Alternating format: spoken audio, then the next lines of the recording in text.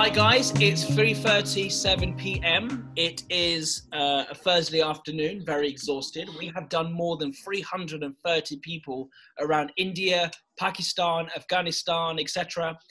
People like A R Rahman, Sonu Nigam, Rahat Fateh Ali Khan, Shankar Mahadevan, Yasir Hussain, Geeta Pogat, Sania Mirza, Wasim Akram, Shoaib Akhtar, Shoaib Malik, Sania Mirza, all the top people. Now we've got Salman Iqbal, the founder of ARY News, a huge businessman. He also owns a cricket team based in Pakistan as well, a huge super league. Salman, good afternoon, good evening. How are you, sir? Good evening. Fine, thank you. Very good. So to start off with, Salman, how are you dealing with lockdown and quarantine at the first start with? How were you dealing with lockdown and quarantine at the beginning? Initially, it was quite a story. We were right in the middle of our cricket series, the PSL, which I own a team. So we were in the middle of the ground, in the middle of matches. We were within 35,000 people, and suddenly, second day, we found out that COVID has hit Pakistan, and we are all supposed to go to a lockdown. So I was shocked from being within 35,000 people going into isolation because one of our players, Alex Hales, might have got COVID-19. We're still not sure because he didn't get himself tested. But during the corona, I've been very lucky. I've been traveling a lot. I've been traveling a lot during the lockdown, and I've been one of the lucky ones. I did my normal business, my normal lifestyle. We maintained that, except staying home mostly. But I was traveling. So people asked me, "Are you going out anywhere?" I said, "No, I'm not going out anywhere except countries."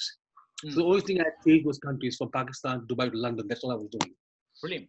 And also my other question to you is, before kind of Jay gets involved, obviously the basic kind of questions, obviously we know how you started, but it's always good to tell the readers out there and the people going to watch this around the world tomorrow.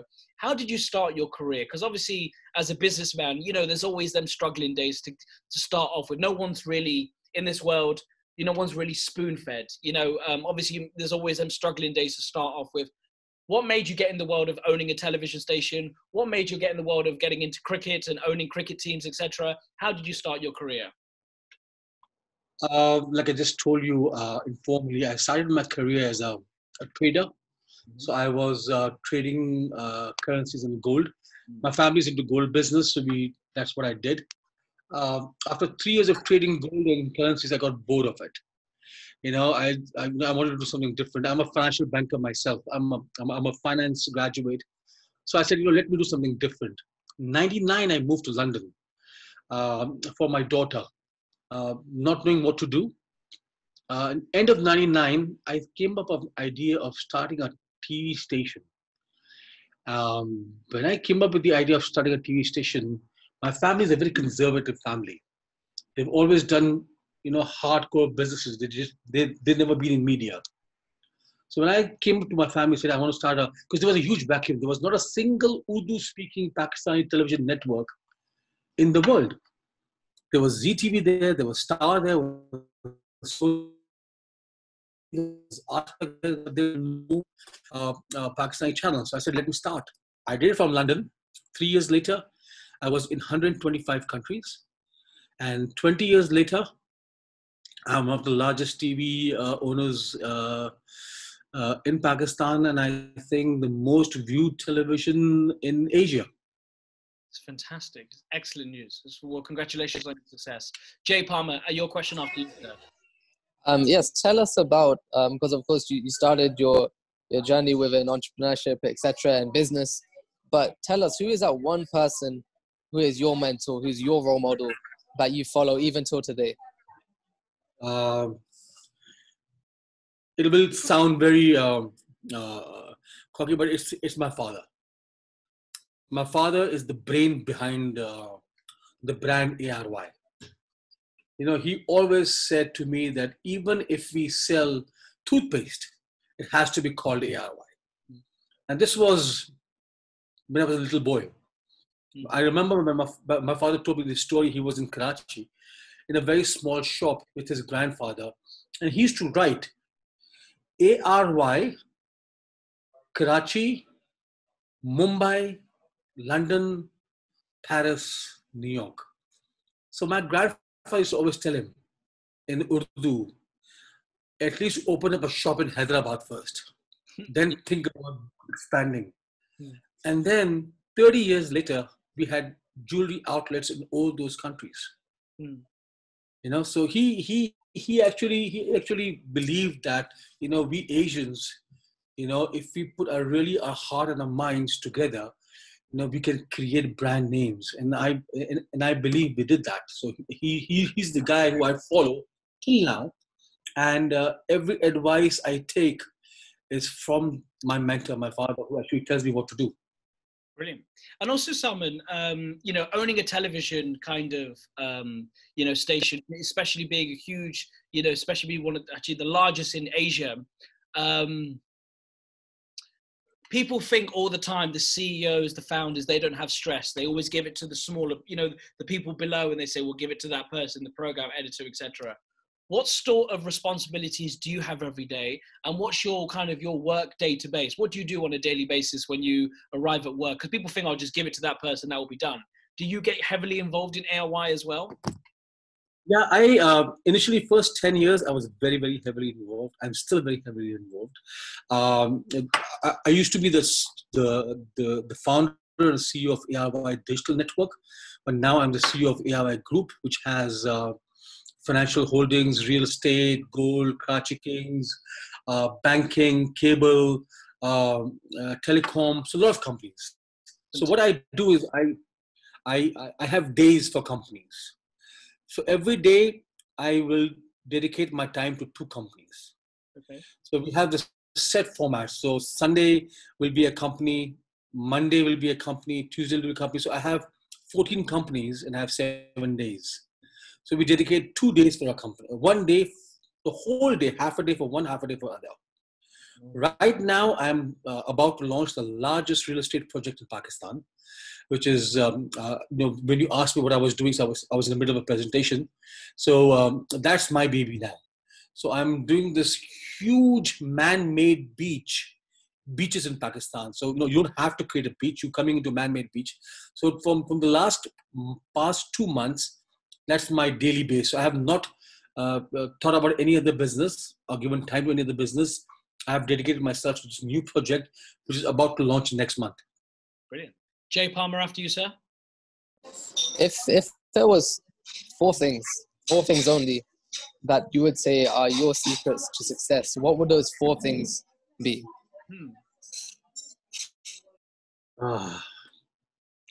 Lucky, lucky, lucky, and lucky.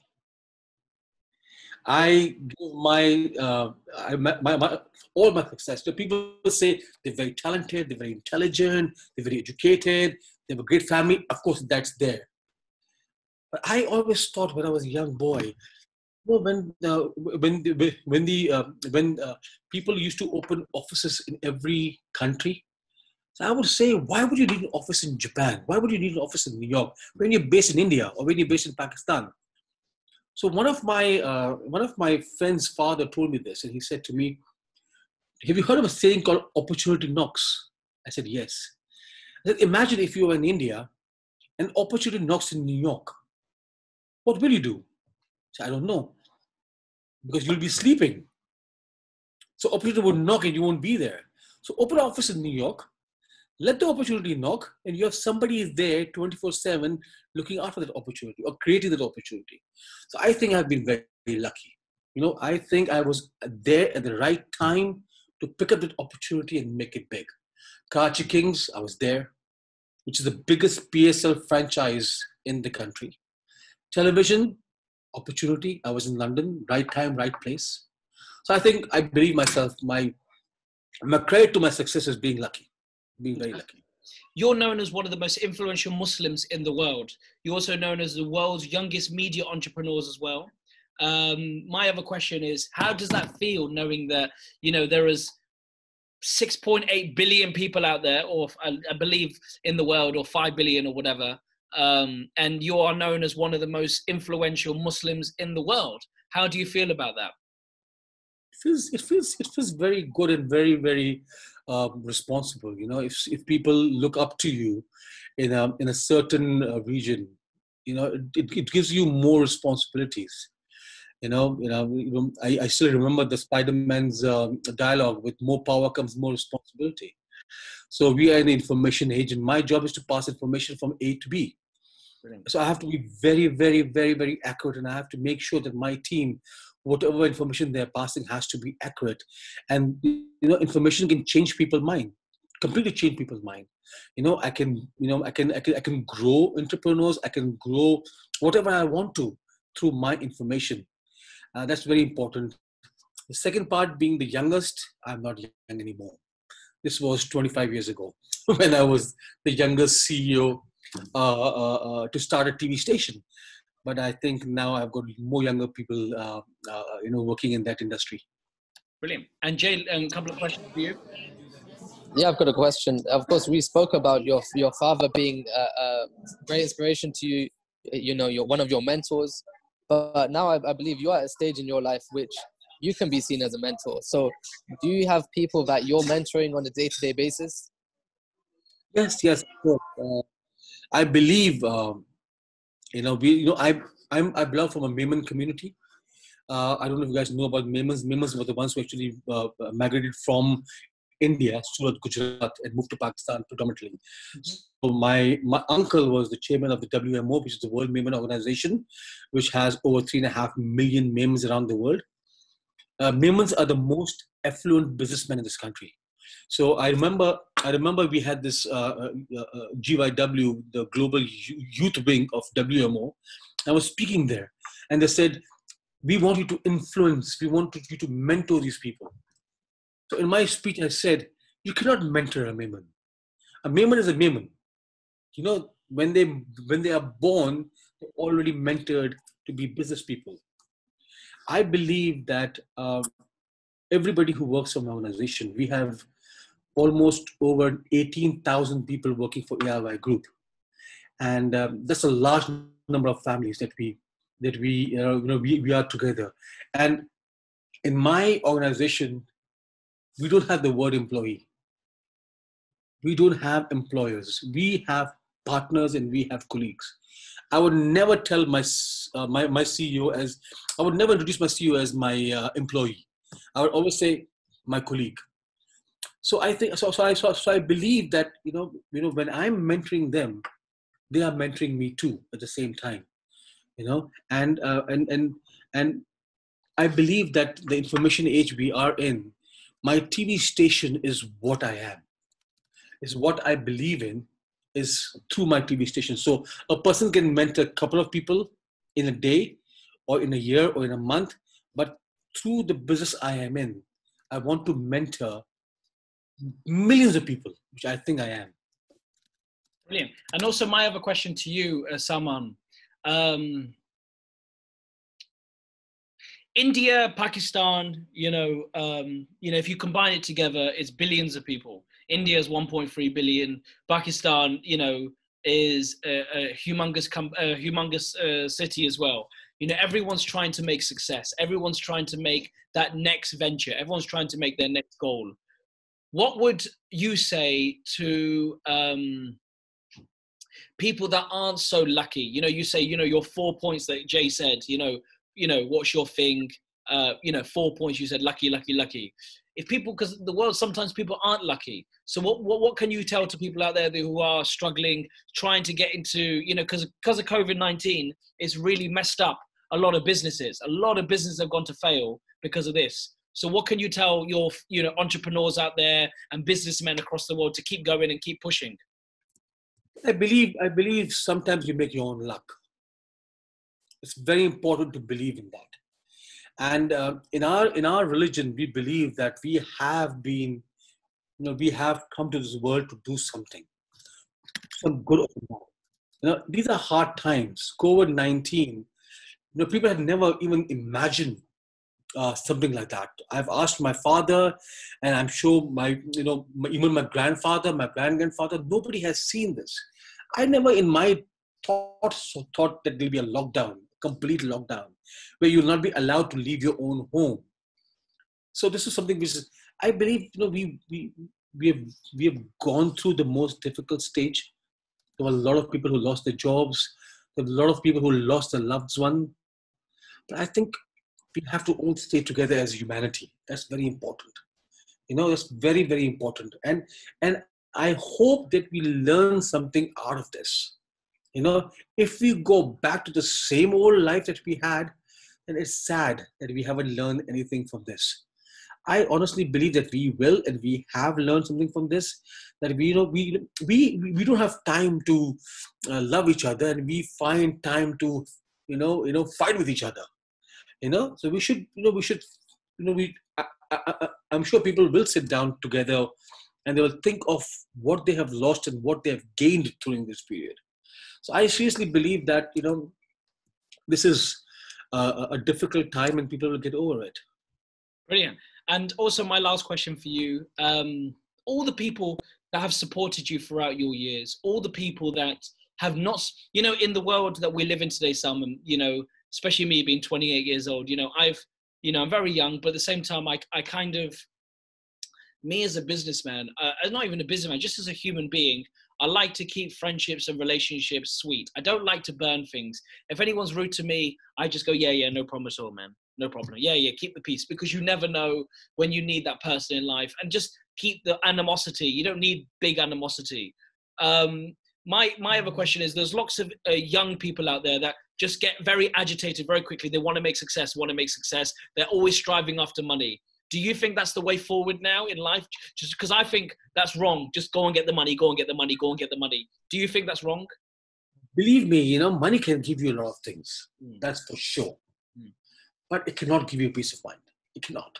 The peace of mind will only be given to you if you stop running after that. Really? We think that money can buy you. I know billionaires, I know multimillionaires who cannot eat because they're on a diet. So, who don't look good in expensive stuff. They can afford, but they don't look good. They're billionaires, and they're billionaires. So what's the use of all that money, but they can't even spend it? So I think that kids, millennials, young people who want to thrive for what they do, they should strive for their dream. And believe me, money will follow. Money is something which follows you automatically. You achieve that level of success, this level of peace in your heart. Money follows you. Money follows you everywhere. That's the job of money, right? It follows success. So the first thing you do is being successful. Money will automatically be there. Well, Salman Iqbal, I want to say thank you so much for your time today. And I want to let you continue your evening. I know you need to head home. And I want to congratulate you being on the 400 most influential people 2020. I will be sending your name alongside the New York Press News Agency with your name on the poster. And I'll be delivering it to you by first class to your office. And congratulations on all your success. Thank you so much.